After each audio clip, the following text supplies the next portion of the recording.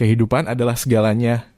Demikian kutipan Anastasia Kaskurova mengenai pengalamannya 9 bulan lebih terlibat operasi militer khusus di Ukraina. Ia terlibat sebagai tenaga medis pasukan lintas udara Federasi Rusia. Anastasia lulus dari Fakultas Kedokteran. Dia selalu bercita-cita menjadi dokter militer.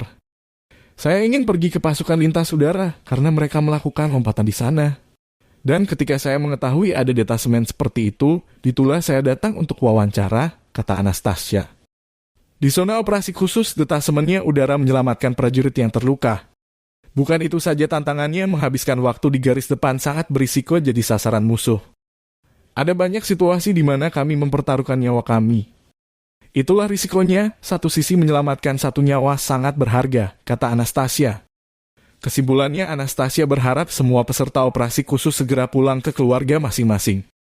Video dirilis Kemenhan Rusia 7 Januari.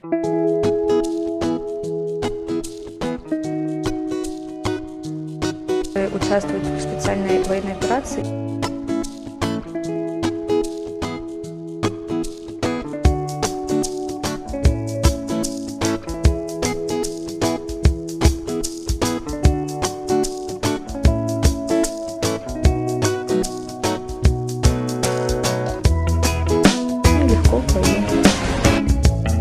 Terima kasih sudah nonton.